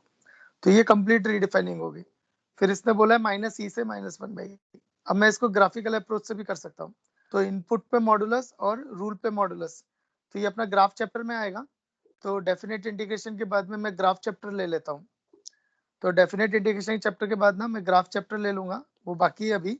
तो ग्राफ लेने के बाद में AUC डिफरेंशियल इक्वेशन, तो इसका ग्राफ चैप्टर बनाएंगे, ग्राफ बनाएंगे तो y is equal to mod of ln mod x। तो इसमें क्या हो रहा है, इनपुट और आउट रूल पे मॉडुलस है, इनपुट और रूल पे मॉडुलस थे, तो इसका फाइनल ग्राफ होगा ऐसा। तो ये मैं ग्राफ चैप्टर में बताऊंगा कि कैसे बना। नेक्स्ट क्वेश्चन ने पूछा है -e से e, ये है -1 तो -e यहाँ कहीं है और -1/e यहाँ कहीं है, तो उसने ये वैल्यू पूछी है। तो वो मैं देख सकता हूँ मिरर इमेज से कि यही value same as this value, और ये कौन है 1/e से ही, तो मतलब जो -e से -1/e mod of ln mod x आने वाला था वो सेम है 1/e से 1, 1/e से 1 और 1 से e तक। अब आता है इंटीग्रेंड, तो ये ओरिजिनल ब्रांच है ln x, ये वाली ब्रांच नीचे से आई है तो -ln x, तो ये हो जाएगा ln x dx और ये हो जाएगा -ln x dx। इसको सॉल्व कर लो, the answer will be same. तो यहाँ पे एनालॉजी क्या लगाई ना, हम लोगों ने क्या किया, जो एक्चुअल क्वेश्चन दिया था उसको ग्राफ और area under the curve, graph और एरिया अंडर द कर्व की एनालॉजी को यूज करके अपन ने इसको इजीली सॉल्व किया, ताकि अपने को रीडिफाइनिंग नहीं करनी पड़े, ताकि अपने को रीडिफाइनिंग नहीं करनी पड़े। नेक्स्ट है -ln x होगा। हाँ -ln x है वो, क्योंकि नीचे से आई है ना। अरे यार नहीं नहीं नहीं, कुछ गड़बड़ हो गया, उल्टा हो गया, उल्टा हो गया। ये वाली नीचे से ऊपर आई है तो ये -ln x होगा, और ये वाली एज इट इज थी तो ln x होगा, तो ये ln x होगा और ये -ln x होगा। ओके करेक्शन है, ये वाली 1 से e में जो थी ब्रांच वो नीचे से ऊपर आई थी तो ये -ln x होगा, और 1 के आगे जो है वो ओरिजिनल ब्रांच है तो वो ln x होगा। तो 1 से e में हो गया -ln x dx, और 1/e से 1 में, और 1 से e में हो जाएगा original branch which is ln x dx। ठीक है। नेक्स्ट है प्रॉपर्टी 4, ये ऑड इवन फंक्शन पर है, पर इसका एक जनरल रूल भी है। तो ये -a से a f of x dx, -a से a f of x dx, तो इसका जनरल क्या है, 0 to a f of x plus f of 1 minus x, f of x plus f of minus x dx, ये general है। मतलब odd function even function हो या नहीं हो डजंट मैटर, ये हमेशा ट्रू है, ये हमेशा ट्रू है। लेकिन इससे रिमार्क निकल रहे हैं, रिमार्क क्या निकल रहा है कि अगर मान लो फंक्शन इवन फंक्शन है तो इसको मैं लिख सकता हूँ 2 times 0 to a f of x dx। तो यहाँ पे क्या हो गया, लिमिट जो -a से a जा रही थी वो 0 to a हो गई और आंसर डबल हो गया। और अगर fx ऑड है तो fx अगर ऑड है तो f of x plus f of minus x 0 होता है तो ये 0 हो जाएगा। इसको ग्राफिकली भी देख सकते हैं कि अगर वो इवन है तो -a से a, तो जो एरिया लेफ्ट में आ रहा है वही एरिया राइट में आ रहा होगा, तो इसलिए डेफिनेट इंटीग्रेशन डबल हो जाएगा 0 to a में। और अगर ये फंक्शन ऑड है तो जो ऊपर आ रहा होगा वही नीचे आ रहा होगा, तो जितना पॉजिटिव आ रहा होगा उतना नेगेटिव आ रहा होगा, तो रिजल्टेंट वैल्यू 0 रह जाएगी, क्योंकि odd function symmetrical about origin होता है, तो जितना नीचे आ रहा होगा उतना ऊपर आ रहा होगा, तो रिजल्टेंट 0 हो जाएगा। बाकी इसका प्रूफ देख लेते हैं। तो माइनस ए से A F of x d x, तो इस पे लगाई P3 प्रॉपर्टी, तो माइनस ए से 0 प्लस 0 टू ए, तो P3 प्रॉपर्टी इसको पीसवाइज किया। नेक्स्ट इसको छेड़ा नहीं और इसको रख दिया x को माइनस टी, तो x को माइनस टी रखा, तो जब सब्सटीट्यूशन करते हैं तो तीन चीजें चेंज होगी, तो f of minus T dx की जगह आ जाएगा माइनस डी टी, लिमिट्स हो जाएगी a टू 0, और दूसरे वाले को छेड़ा नहीं मैंने, तो 0 to a f of x dx। Next इस पे लगाई प्रॉपर्टी 1 t की जगह x, प्रॉपर्टी 2 लिमिट्स इंटरचेंज हो जाएगी, माइनस बाहर आ जाएगा, तो ये 0 टू a लिमिट्स इंटरचेंज हो जाएगी और माइनस का फर्क आ जाए, तो minus f of minus x d x plus 0 to a f of x d, और ये जनरल है, लेकिन इसमें से दो रिमार्क निकलते हैं कि अगर एफ एक्स इवन है तो डबल हो जाएगा और एफ एक्स ऑड है तो 0 आ जाएगा। नेक्स्ट है प्रॉपर्टी 5। प्रॉपर्टी 5 बहुत खतरनाक है, ये क्या करती है, लिमिट सेम रखती है, ये dx को भी सेम रखती है, लिमिट्स को भी सेम रखती है, पर ये करती क्या है, ये इंटीग्रेंड को चेंज कर देती है। तो बहुत स्मार्ट कैसे है ये, कि मतलब ये बताना चाहता है कि यही सेम आंसर किसी ना किसी, तो वो ये बताना चाहता है कि यही सेम आंसर किसी और इंटीग्रेशन के लिए भी आता है, तो वो ये बताना चाहता है कि यही सेम आंसर किसी और इंटीग्रेशन के लिए भी आता है। तो प्रॉपर्टी 5, तो ये क्या कहता है, i is equal to a to B f of x d x, तो आई रहेगा, लिमिट्स लिमिट रहेंगी, dx रहेगा, तो इंटीग्रेंड चेंज होगा, कैसे, x की जगह रख दो upper limit plus lower limit minus x, तो f of a plus b minus x, f of a plus b minus x. Proof बहुत इजी है इसका, कुछ है नहीं प्रूफ में, बस प्रूफ में क्या करना, x की जगह a plus b minus t put कर दिया तो आ जाता। तो प्रूफ कुछ खास नहीं है, पर रिजल्ट बहुत खतरनाक है, जैसे कि एग्जांपल में देखते हैं, i इज इक्वल टू 0 से pi by 2 sign square x d x. अब इसकी सब्जेक्टिव अप्रोच अगर मैं देखूं तो वो है गोल्ड फॉर्मूला, अगर मैं इसकी सब्जेक्टिव अप्रोच देखूं तो साइन स्क्वायर एक्स की जगह रख दो 1 माइनस कॉस 2x बाय 2 और वो लविंग इंटीग्रल में चले जाएगा, तो ये इंटीग्रेट करके हो गया। लेकिन डेफिनेट इंटीग्रेशन क्या करेगा, बिना इंटीग्रेट करके ही सॉल्व कर देगा, कैसे, प्रॉपर्टी 5, कैसे, x की जगह upper limit plus lower limit minus x, I रहेगा, लिमिट्स रहेंगी, dx रहेगा, इंटीग्रेंड चेंज हो जाएगा, तो x की जगह पाई बाय 2 माइनस एक्स रखा तो साइन स्क्वायर एक्स बन जाएगा कॉस स्क्वायर एक्स। अब दोनों को ऐड कर दो, तो लेफ्ट साइड में ऐड किया तो 2i आ जाएगा, लिमिट सेम है तो 0 से पाई बाय 2, तो इंटीग्रेंड ऐड हो जाएगी, जब इंटीग्रेंड ऐड करेंगे तो sign square x plus cos square x वो आ जाएगा पाई 1, तो ds, तो कांस्टेंट का integration upper limit minus lower limit, तो ये आ जाएगा पाई बाय 2, तो i कितना आ गया, pi by 4, so this is the answer. तो इंपॉर्टेंट क्या था कि यार प्रॉपर्टी 5 कैसे यूज की, दूसरा कि बिना इंटीग्रेट करके ही क्वेश्चन सॉल्व हो गया। नेक्स्ट एक इंपॉर्टेंट रिजल्ट है, वो रटा हुआ भी होना चाहिए और इसके अंदर P5 भी आ जाएगी, तो 0 से pi bye 4 ln of 1 plus 10x dx, ये रिजल्ट स्टैंडर्ड है, ये तुम्हारे 12th बोर्ड में भी है, ये सीईटी में भी है, मेंस एडवांस में तो है ही। नेक्स्ट इसके अंदर P5 का एग्जांपल भी आ जाएगा, तो प्रॉपर्टी 5, x की जगह रखो upper limit plus lower limit minus x, तो आई रहेगा, लिमिट्स रहेंगी 0 से pi bye 4 ln of 1 plus, ये आ जाएगा 10 of pi by 4 minus x, तो 10a माइनस बी का फॉर्मूला लगेगा, तो ठीक है, ये फर्स्ट इक्वेशन, तो इसमें 10a माइनस बी का फॉर्मूला लगाते हैं, तो ln ऑफ, तो वो आएगा 1 minus 10x upon 1 plus 10x। थोड़ा और सिंप्लीफाई करते हैं, तो 0 से पाई बाय 4 ln ऑफ, तो इसमें एलसीएम लगेगा, तो ये आ जाएगा 2 अपॉन 1 प्लस 10x। अब दोनों को ऐड कर दो, ये सेकेंड इक्वेशन, तो दोनों को ऐड किया, तो ऐड करने से लेफ्ट में i प्लस आई 2i हो जाएगा, ये लिमिट सेम रहेंगी, इंटीग्रेंड ऐड होंगे, तो जब इंटीग्रेंड को ऐड करेंगे तो लॉग की प्रॉपर्टी, तो लॉग क्या कहती है, जब ऐड करेंगे तो नंबर मल्टीप्लाई हो जाएंगे, तो उसमें क्या होगा, ये 1 प्लस 10x और 1 प्लस 10x कैंसिल हो जाएगा अंदर मल्टीप्लाई होने से, और ये रह जाएगा ln2 dx, तो ln2 कांस्टेंट है, बाहर आ जाएगा, एंड कांस्टेंट का integration upper limit minus lower limit, तो आई आ जाएगा pi by 8 ln2, pi by 8 ln2। Next इस आंसर को तुम डायरेक्ट याद रख सकते हो, इसको डायरेक्ट यूज भी कर सकते हो। नेक्स्ट है प्रॉपर्टी 6। प्रॉपर्टी 6 में क्या होता है, ये लिमिट को मॉडिफाई करता है। तो 0 to 2a f of x dx। तो इसका जनरल जो रिलेशन है वो है 0 to a f of x plus f of 2a minus x dx। तो 0 to 2a f of x dx is equal to 0 to a f of x plus f of 2a minus x dx। ठीक है, तो होगा क्या,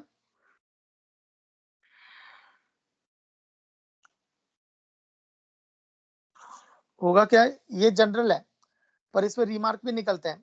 तो remark क्या निकलता है, रिमार्क निकलता है कि अपर लिमिट माइनस एक्स रखने पे अगर इंटीग्रेंड वापस आ जाए, अपर लिमिट माइनस एक्स रखने पे अगर इंटीग्रेंड वापस आ जाए तो 2 नीचे आ जाएगा और लिमिट आधी हो जाएगी। 2 नीचे आ जाएगा और लिमिट आधी हो जाएगी। और अगर अपर लिमिट माइनस एक्स रखने पे वो माइनस टाइम्स आए तो 0 हो जाएगा, माइनस टाइम्स आए तो 0। प्रूफ इसका इजी है, प्रूफ इजी है। कैसे, इसको P3 प्रॉपर्टी लगाएंगे तो ये जाएगी पहले 0 to a f of x dx plus a to 2a f of x dx। इसको कुछ नहीं करेंगे और इसमें x को रखेंगे 2a minus t, फिर वही P1 एंड P2 प्रॉपर्टी। तो proof is not very important but remark is very very important. This result and these remarks they are very very important। Proof कुछ नहीं है, पीसवाइज फंक्शन फिर substitute. तो जैसे for example देखो i is equal to 0 to 2 pi cos raised to 5x dx, 0 to 2 pi cos raised to 5x dx।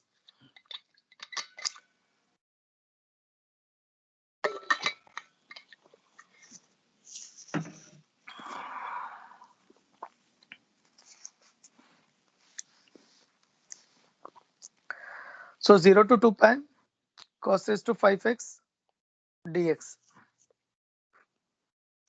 ठीक है, तो होगा क्या, अब इस पे मैंने लगाई P6 प्रॉपर्टी। तो P6 क्या कहती है कि x की जगह अपर लिमिट माइनस एक्स यानी 2 पाई माइनस एक्स, तो ये हो जाएगा cos raised to 5x, मतलब वापस आ गया।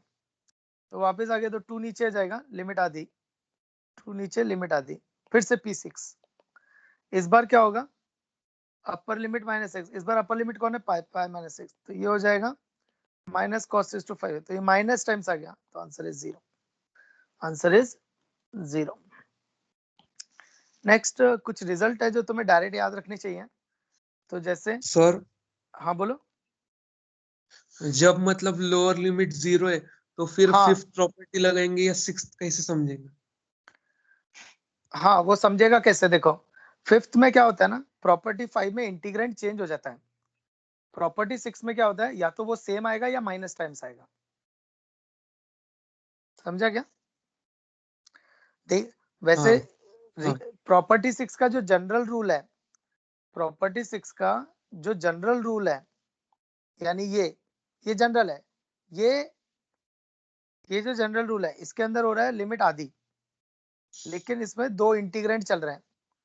तो P5 और P6 में फर्क क्या है ना, पहला फर्क ये है कि P5 में इंटीग्रेंड चेंज हो जाता है और लिमिट सेम रहती है, लिमिट्स सेम रहती है। लेकिन P6 में क्या होता है, लिमिट्स मॉडिफाई हो जाती हैं और या तो इंटीग्रेंड सेम आएगा या माइनस टाइम्स आएगा, या फिर ये जो जनरल है वो यूज होगा, ऐसा होगा। तो ये फर्क है ना। ओके नेक्स्ट है कि इनके रिजल्ट्स तुम्हें डायरेक्ट याद होने चाहिए, 0 से π/2 sin x dx, 0 से π/2 cos x dx। तो इसका आंसर 1 है, ये तुम डायरेक्ट याद रखो, नहीं तो ये sin x की जो आधी टोपी होती है इसका एरिया 1 होता है, इसकी आधी टोपी का एरिया 1 होता है। 0 से π/2 sin square x dx और 0 से π/2 cos square x dx, ये अभी अपन ने निकाला था π/4। फिर 0 से π/2 sin cube x dx और 0 से π/2 cos cube x dx, ये आता है 2/3। ये कहां से निकालेंगे, sin 3x के फॉर्मूले से, क्योंकि sin 3x के फॉर्मूले में sin क्यूब x आएगा, तो 3 sin x minus 4 sin cube x। तो sin क्यूब x को सब्स्टिट्यूट करेंगे और ये लविंग इंटीग्रल में चला जाएगा। साइन क्यूब एक्स को सब्सटीट्यूट करेंगे और ये लविंग इंटीग्रल में चला जाएगा। नेक्स्ट है 0 से pi by 2 sine raise to 4x dx और 0 से pi by 2 cos raise to 4x dx। Answer आएगा 3 pi by 16।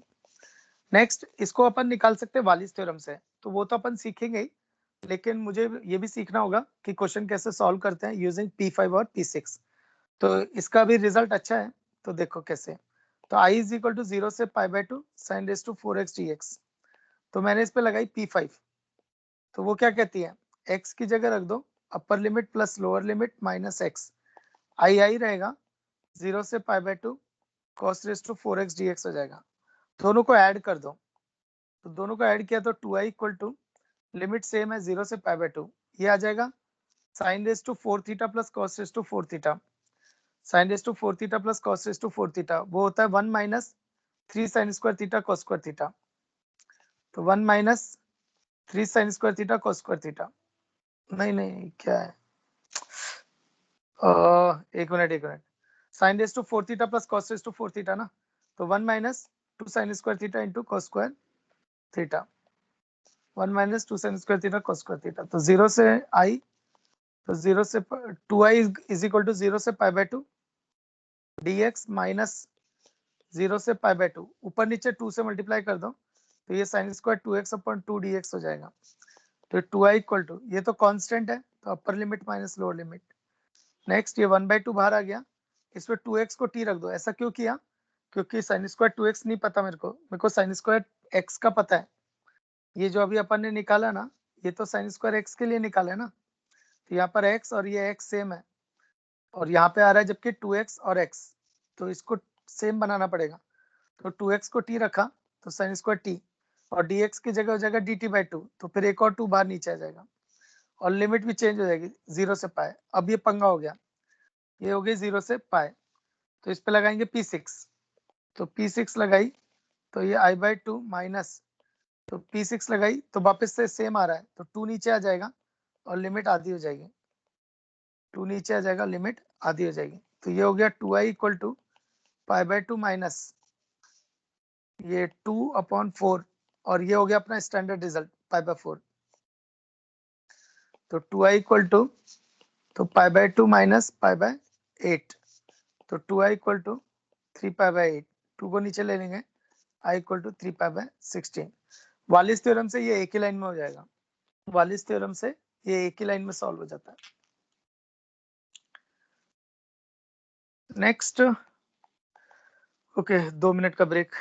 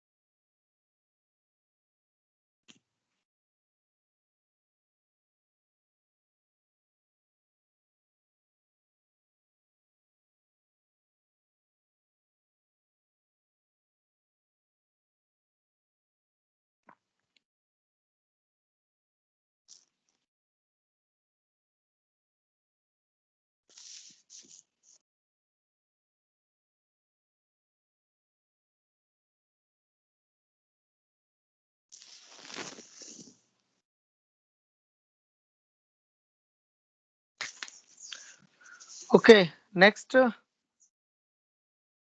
result is very important. You can use directly also, and proof is also important.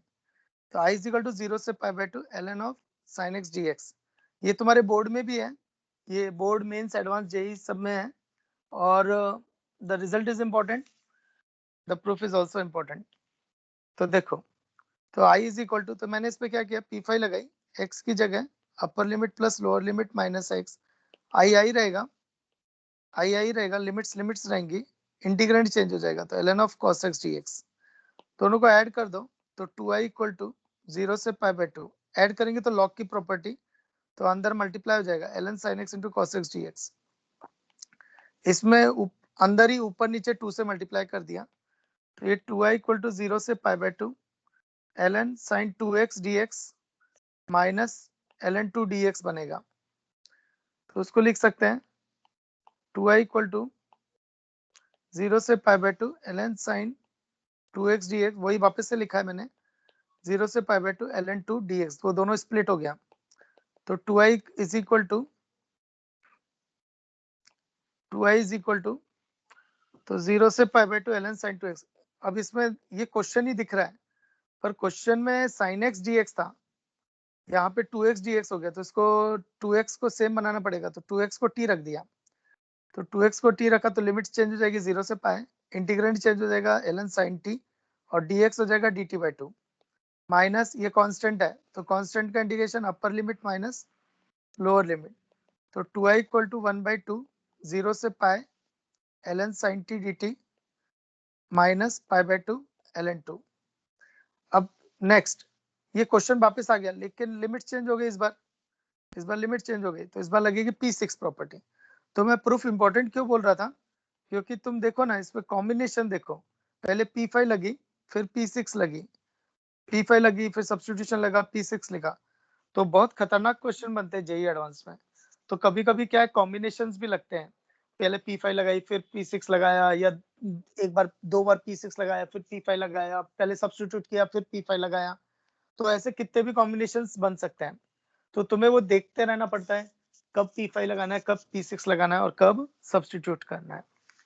ठीक है, तो जब कभी integrand को change करना है या चेंज हो रहा है तो P5, लिमिट्स को मॉडिफाई करना है P6, और अगर इंटीग्रेंड ही चेंज करना है तो बाय सब्स्टिट्यूशन,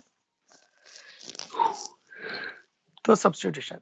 नेक्स्ट, तो इसमें P6 लगाई, तो ये ln of sine of pi minus T वही आ जाएगा ln साइन टी, यानी इंटीग्रेंड वापस आ गया. तो अगर इंटीग्रेंड वापस आ गया तो 2 नीचे आ जाएगा और लिमिट आधी हो जाएगी, 2 नीचे आ जाएगा और लिमिट आधी हो जाएगी. अब इसमें एक और अच्छी बात क्या है, ये आई वापस आ गया, मतलब इसमें इंपॉर्टेंट क्या है कि आई के टर्म्स में आ गया. तो ऐसे बहुत अच्छे क्वेश्चंस होते हैं जो आई के टर्म्स में. इसका क्या मतलब है, इसका मतलब है किसी मोमेंट पे इंटीग्रेशन हुआ ही नहीं है, वो इंटीग्रेशन हुआ नहीं, और मतलब वो इंटीग्रेशन खत्म हुआ ही नहीं, वो उसी के टर्म्स में आ गया. अब इसको लेफ्ट में ले लेंगे तो I equal to minus pi by 2 ln 2, और इस रिजल्ट को तुम डायरेक्टली यूज भी कर सकते हो. तो आंसर है माइनस पाई बाय 2 ln 2. तो पिछली बार एक ln 1 प्लस 10x का था, वो पाई बाय 8 ln 2 था, ये माइनस पाई बाय 2 ln 2 है, minus pi by 2 ln 2. Next है प्रॉपर्टी 7. तो 7, 8, 9 ये है पीरियोडिक फंक्शंस पर, 7, 8, 9 है पीरियोडिक फंक्शंस पर.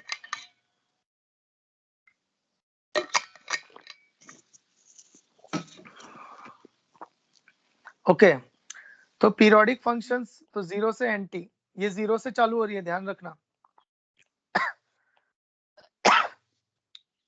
तो 0 से nt fx dx,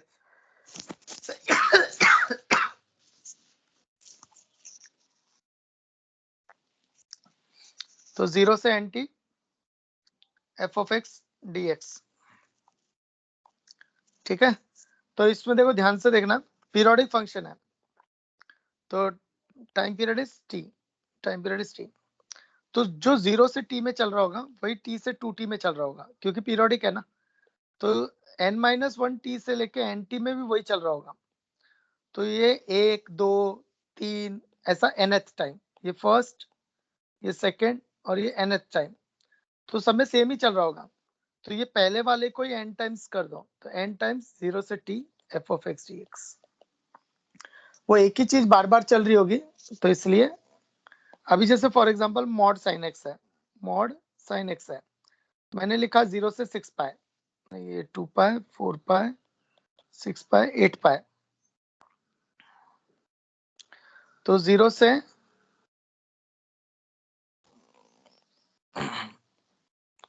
8 पाई मॉड साइन x है, तो मैं इसको 0 से 8 पाई भी कर सकता हूँ। नहीं तो मैं क्या करूंगा, अरे यार ये गलती हो गई, 8 पाई नहीं है, टाइम पीरियड पाई है ना इसका, तो ये होगा पाई 2 पाई 3 पाई और 4 पाई।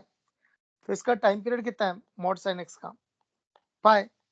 तो मैं क्या देख रहा हूँ, जो पहली टोपी में आ रहा है वही बाकी सारी टोपीज में आ रहा है, तो जो पहली टोपी में आएगा वही होगा। तो 0 से 4 पाई अगर मुझे बोला, तो which is same as 4 times 0 से पाई, और 0 से पाई में आएगा 2, क्योंकि आधी टोपी का एरिया 1 होता है, तो पूरी टोपी का एरिया होगा 2, तो ये हो गया 4 इंटू 2 विच इज 8।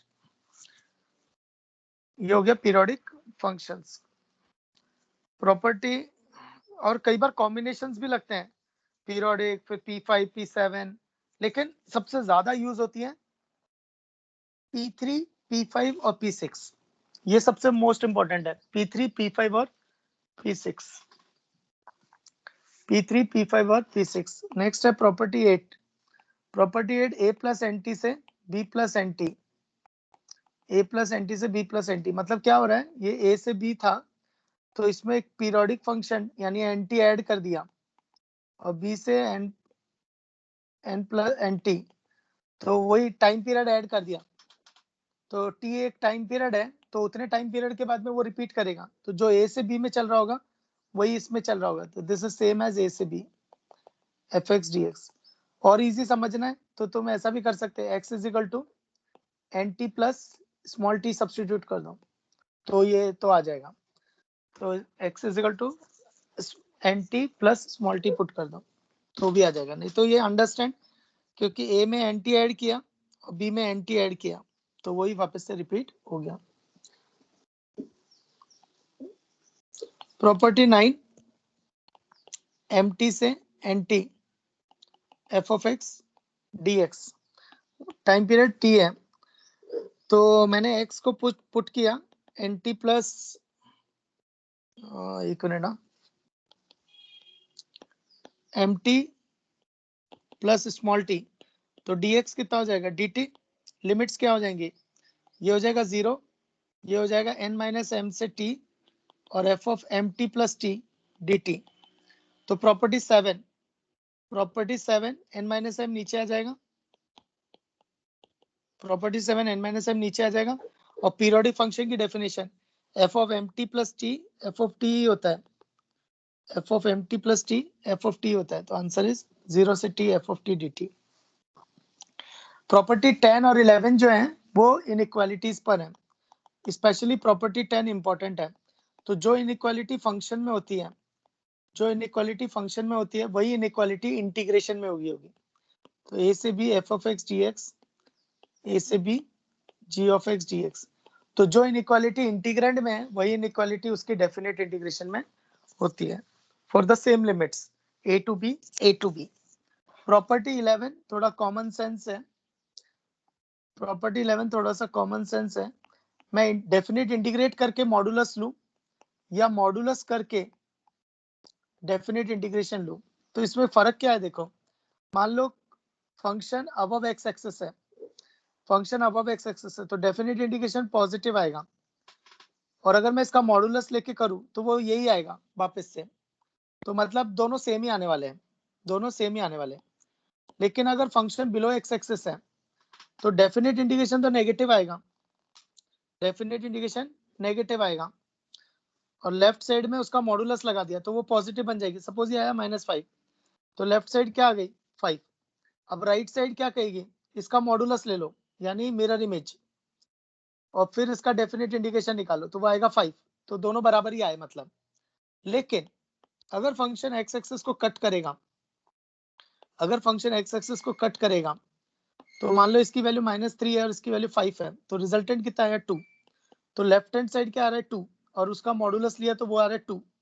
पर राइट हैंड साइड के पॉइंट ऑफ व्यू से अगर देखें, राइट हैंड साइड यानी मॉडुलस, तो राइट हैंड साइड के पॉइंट ऑफ व्यू से देखें तो क्या होगा, मॉडुलस तो बिलो एक्स एक्सिस जो है उसका मिरर इमेज ऊपर आ जाएगा, तो अब वैल्यू ऐड हो जाएगी, तो ये 3 ये 5, तो अब टोटल वैल्यू कितना आएगा 8।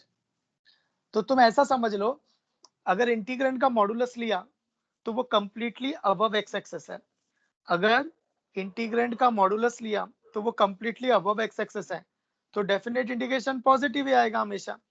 लेकिन लेफ्ट हैंड साइड क्या कर रही है, डेफिनेट इंटीग्रेट करके मॉडुलस ले रही है, और definite integration can be positive, negative और जीरो, तो लेस देन इक्वल टू, तो less than equal to, equality भी होल्ड कर सकती है लेस देन इक्वल टू, और इक्वालिटी होल्ड कर सकती है कब, जब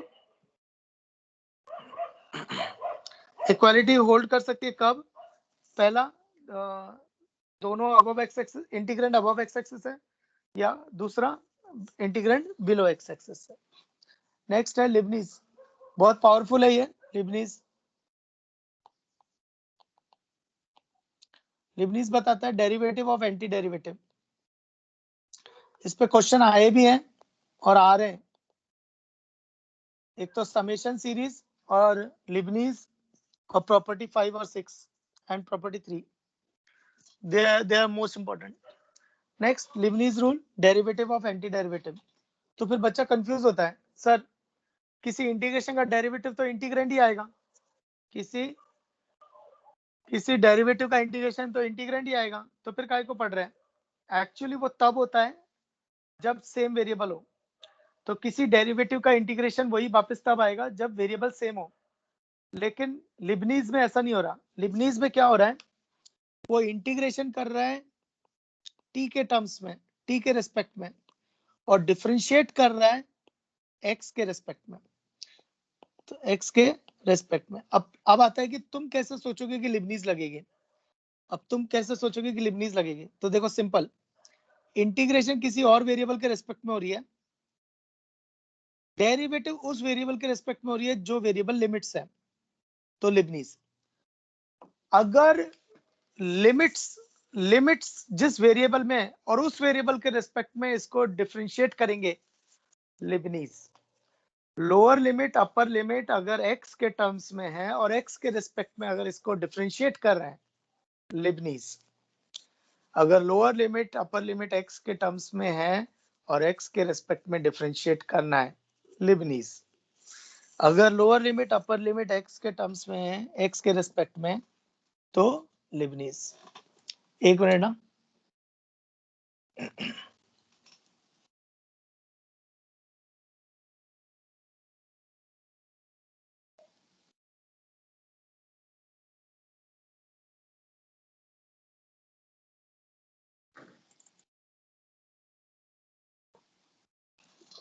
एक मिनट।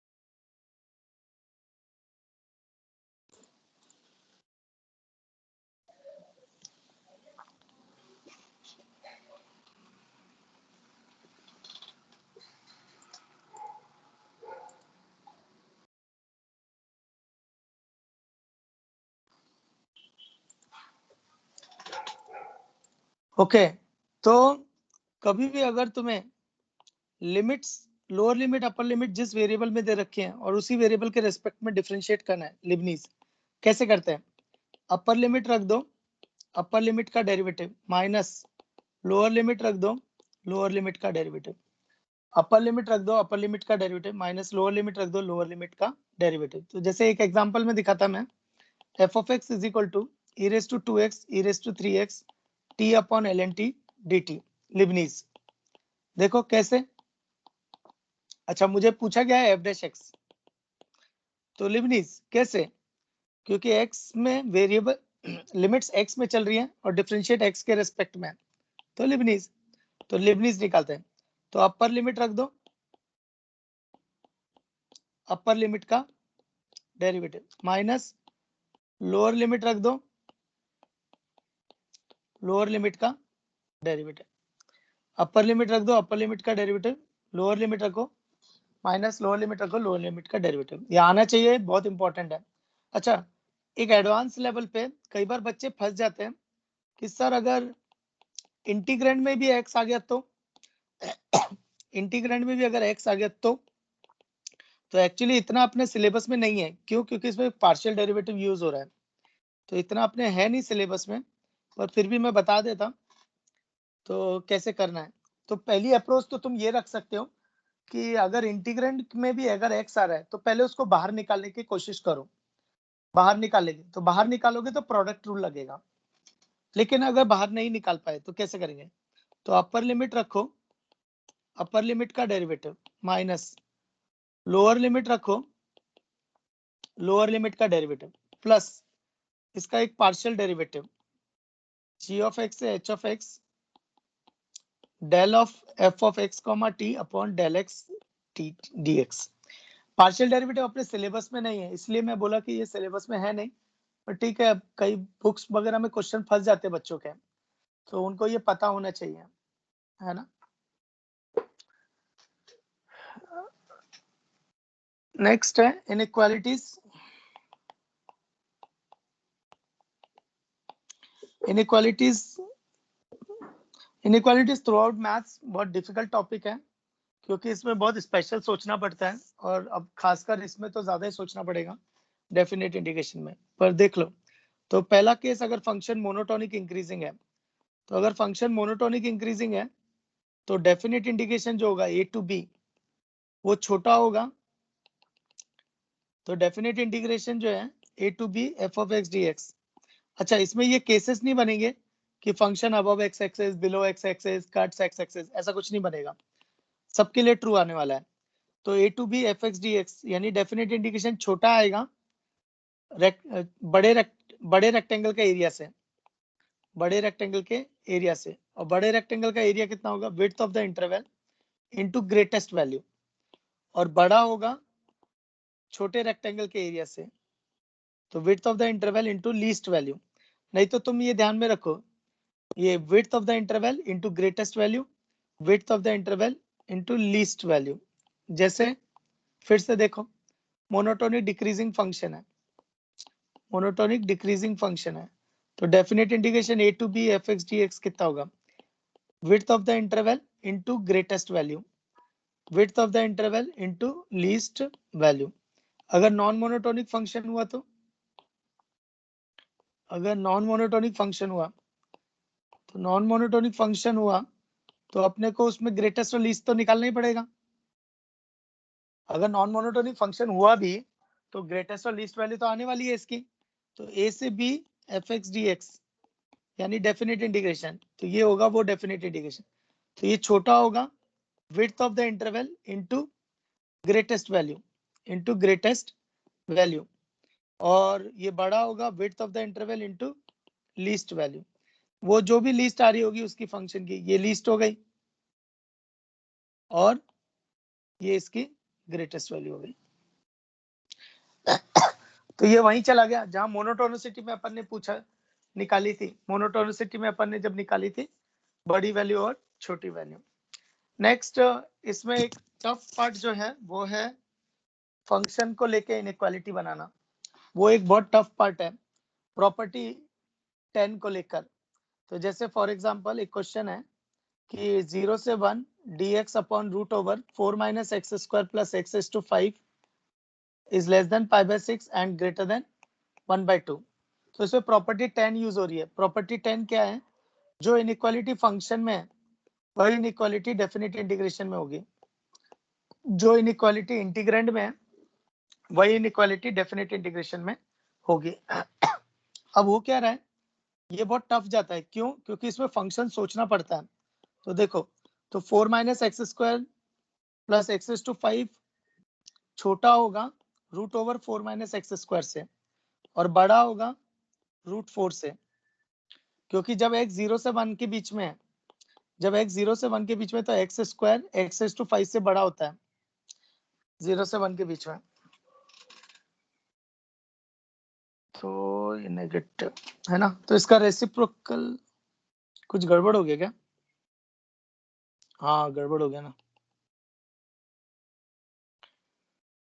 ये छोटा होगा रूट 4 से और ये बड़ा होगा रूट 4 माइनस एक्स स्क्वायर से। अब इसका रेसिप्रोकल कर देंगे तो root over 4 minus x square plus x to 5। ये टफ जाता है, ये टफ क्यों जाता है? क्योंकि इसमें फंक्शन सोचना पड़ता है कि किससे बड़ा किससे छोटा है, then this it's very difficult, तो you need a more practice। तो जहां पे भी क्वेश्चन दिखे उनको देखो, ऑब्जर्व करो। नेक्स्ट रेसिप्रोकल किया तो इनइक्वालिटी रिवर्स हो जाएगी। प्रॉपर्टी 10, तो 0 to 1 definite integration, 0 to 1 definite integration, तो ये तो लविंग इंटीग्रल है और ये भी लविंग इंटीग्रल है, साइन इनवर्स में चला जाएगा, साइन इनवर्स में चला जाएगा। नेक्स्ट है वालिस थ्योरम, थोड़ा और बचा है फिर वालिस थ्योरम और समेशन सीरीज, वो कल कर देता मैं। 3 टॉपिक बचे हैं एक्चुअली, एक इंटीग्रेशन विद कांस्टेंट पैरामीटर और एक वालिस थ्योरम और एक समेशन सीरीज, तो वो कल करा देता मैं। तो कल है ना डेफिनेट इंटीग्रेशन कंप्लीट हो जाएगा, कल ग्राफ चैप्टर पढ़ा देता, वो भी कंप्लीट हो जाएगा। तो कल अपना area under the curve chapter start हो जाएगा और ये वीक में अपनी कैलकुलस कंप्लीट हो जाएगी, ठीक है। तो this is going good actually, लेकिन है ना तुम सिर्फ मेरे रिवीजन के भरोसे नहीं बैठ सकते। उसका रीजन है क्योंकि तुम्हारा रिवीजन तुम जब करोगे तो फास्ट जाएगा, क्योंकि तुम्हें सिर्फ सोचना है, बोलना नहीं है और लिखना नहीं है, क्योंकि speaking speed and writing speed are much much much slower than the thinking speed. तो तुम जब रिवीजन करोगे तो तुम्हारा फास्ट जाएगा, तो वो तुम्हें लगेगा ही लगेगा। एक दूसरा रीजन, तुम्हें खुद को सेल्फ रिवीजन कम से कम 2 बार लगेगा। मेरा रिवीजन सिर्फ वो सारे पॉइंट्स एक जगह लेके आ रहा है, लेकिन तुम्हारा खुद का रिवीजन वो अलग है और सेल्फ एफर्ट्स वो ज्यादा ही अलग रहता है। तो इसलिए तुम्हें खुद को कम से कम 2 बार रिवीजन करना होगा, तो जितना जल्दी हो जाए उतना अच्छा है ना। चलेगा, तो कल मैं डेफिनेट इंटीग्रेशन कंप्लीट करता और